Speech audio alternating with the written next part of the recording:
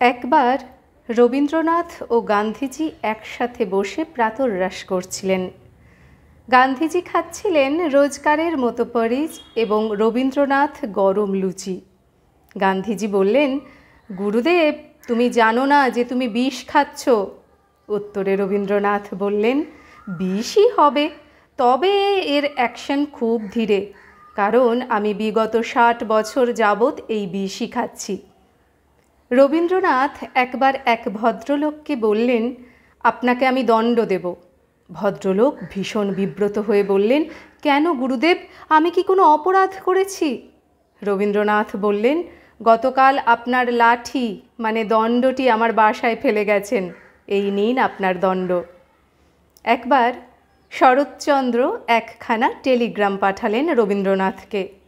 সেকালে সাধারণত কোনো গুরুতর সংবাদ হলেই টেলিগ্রাম করা হতো, কাজেই টেলিগ্রাম এলে সকলেই কিঞ্চিৎ ভীত হতেন। তার সেই টেলিগ্রাম খুলে দেখা গেল শরৎবাবু লিখেছেন, গুরুদেব, আমি ভালোই আছি, অর্থাৎ মস্ত এক ঠাট্টা। রবীন্দ্রনাথও কি আর যে সে পাত্র? তিনিও এর উত্তরে বিশাল এক পাথরখণ্ড পার্সেল করলেন শরৎচন্দ্রকে। তার সাথে চিরকুটে লিখলেন, তব কুশল সংবাদ পাইয়া আমার হৃদয় হইতে এই পাষাণ ভার নামিয়া গিয়াছে। একবার রবীন্দ্রনাথ শান্তিনিকেতনে তাঁর একটি নাটক পাঠ করছেন। শরৎচন্দ্র সেই আসরে উপস্থিত হলেন। একদা জুতো চুরি হবার কারণে তিনি জুতোজোড়া কাগজে মুড়ে বগল দাবা করে আসরে ঢুকলেন। রবীন্দ্রনাথ জানতে পেরে একদিন বলে উঠলেন, শরৎ, তোমার বগলে ওখানে কি, পাদুকা পুরাণ?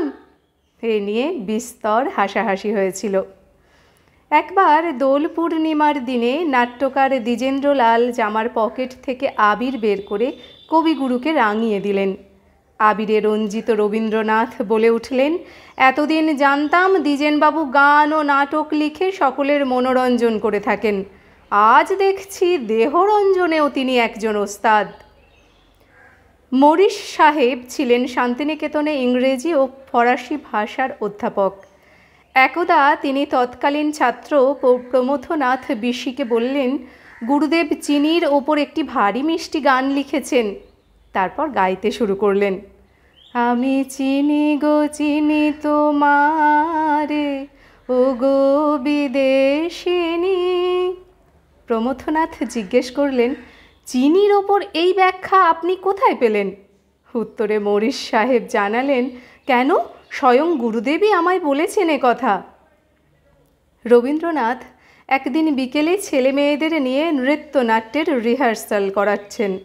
একজন এসে বললেন, গুরুদেব, চা খাবেন? রবীন্দ্রনাথ বললেন, আমি নাচ আর দলে, অর্থাৎ নাচের দল, আবার চা না খাবার দল। সেই ব্যক্তি বুঝলেন রবীন্দ্রনাথের রসিকতা, ভাবলেন গুরুদেবকে ইংরেজিতে প্রশ্ন করে জব্দ করবেন। তিনি বললেন, won't you have tea? Rabindranath তেমনই মুচকি হেসে বললেন, আমি নো টির দলে, মানে নোটি।